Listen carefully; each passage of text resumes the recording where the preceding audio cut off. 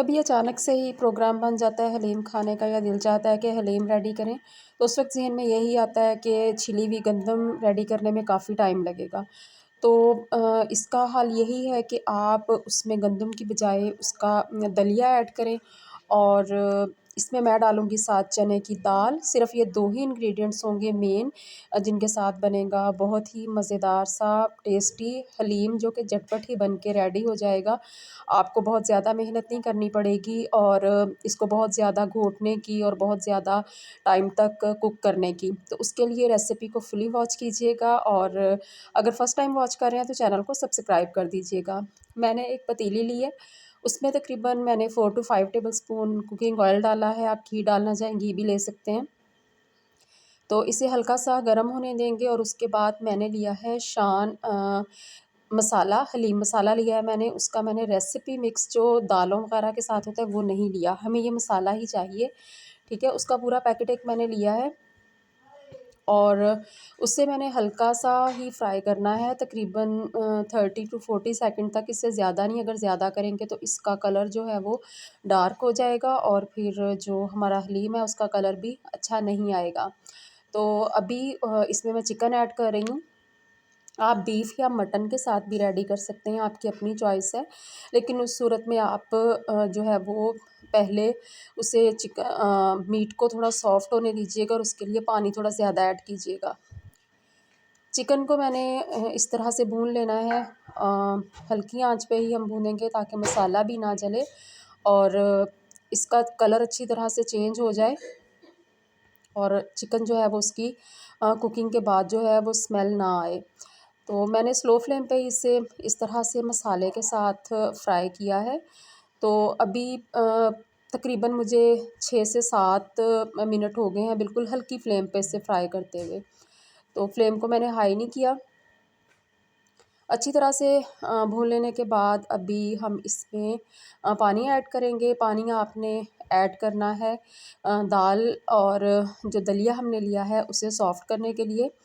तो मेरे पास जो दाल है वो बहुत ही आसानी से बहुत जल्दी सॉफ़्ट हो जाती है और ज दलिया जो है वो भी बहुत ही जल्दी नरम हो जाता है।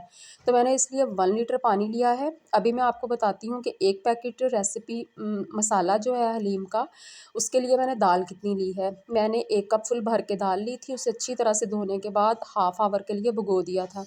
इसी तरह दलिये को भी साफ़ कर लिया था और एक पानी गुज़ार के उसे भी मैंने 30 मिनट के लिए भिगो दिया था। इससे क्या होगा कि ये आसानी से सॉफ़्ट हो जाएँगे। 1 लीटर मैंने पानी लिया था, इससे थोड़ा ज़्यादा भी ले सकते हैं।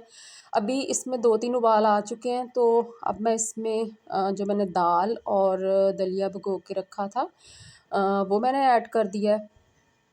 अभी हमने स्टार्ट में फ्लेम जो है वो थोड़ी-सी हाई रखनी है, मीडियम लो से थोड़ी-सी ज़्यादा, ताकि ये पकना शुरू हो जाए और आपने इसके करीब-करीब ही रहना है ताकि ये उबल के बाहर ना आए। आप ये काम कुकर में भी कर सकते हैं। तकरीबन 40 मिनट के बाद मैंने चेक किया तो मेरी दाल और दलिया जो था वो चिकन के साथ अच्छी तरह से सॉफ़्ट हो चुका था। अगर आप कुकर में कर रहे हैं तो आप कुकर में भी कर लें, लेकिन उससे पहले थोड़ा-सा पका लें, उसके बाद आप लिड लगाएँ ताकि उबल के बाहर ना आए।